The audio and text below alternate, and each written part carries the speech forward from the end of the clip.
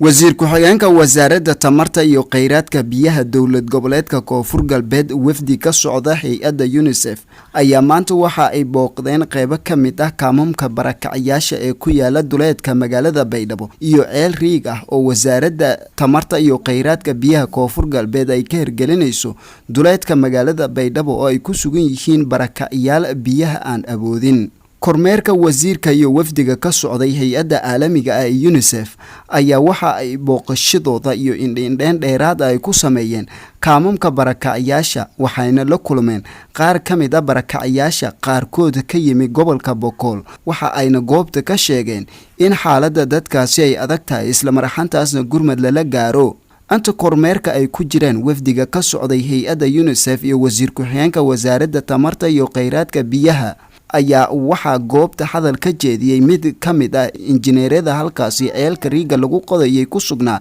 isagoo sheegay in ceelka riiga ah ay wadaan dadaaladiisa kuna amaanay wasaaradda tamarta iyo kheyraadka biyaha. waxaa qodaya kambaniga buubaal marka ceelka dhererkiisa waxa waaye 190 mitir waayo badan yahay masha Allah oo guuleysanay hadda babka wuxuu ka saaran yahay hadda 172 ayuu ka saaran yahay iyo biyaha ka keenaya saacadii wuxuu soo saarayaa 10 mitir kiyib soo saarayaa per hour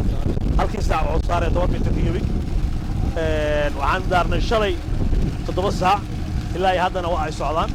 ugu dambeyntii wasiir ku-xigeenka wasaaradda tamarta iyo kheyraadka biyaha dowlad goboleedka koonfur galbeed mudane Cabdullaahi Ganey ayaa markii uu soo gabagaboway kormeerkooda warfidiyeenka la hadlay isagoo hoosta ka xariiqay in ka wasaarad ahaan ay dardar gelin doonaan qorshe ku aadan sidii biyo nadiif ah ay u heli lahaayeen bulshada koonfur galbeed isla marxantaasna kuwa tabaalaysan loo garab istaagi lahaa.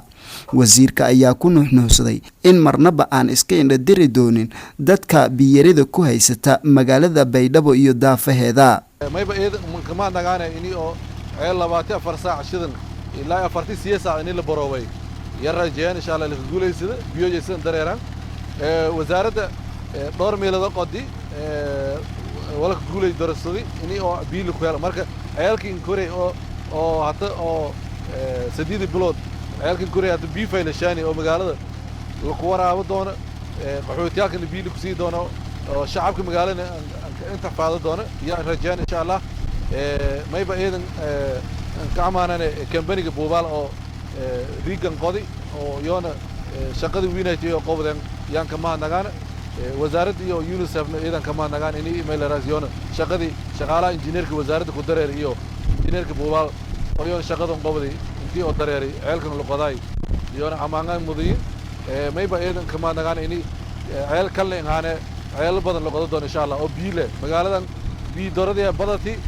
wasaaradda mayba culeys saar doonta inay biil ku helo magaaladan oo dadkan shacabka biideer oo ya helaan marka booqashadu naata ceelka booqani may ku mid ah inay baroobadii oo shalay la shiday ceelka inay la xataa ku shiriyay inay una aragna mar lamaad saadartii mayba TV-gan war ku siyaan inay aragaan inay magaalada shaqada ku dareerto wasaaradda iyana oo ku fadhiyada. Maxamed Aadan Socdaal TV-ga iyo raadiyaha dowlad goboleedka Soomaaliyeed ee Jubbaland magaalada Baydhabo Channai.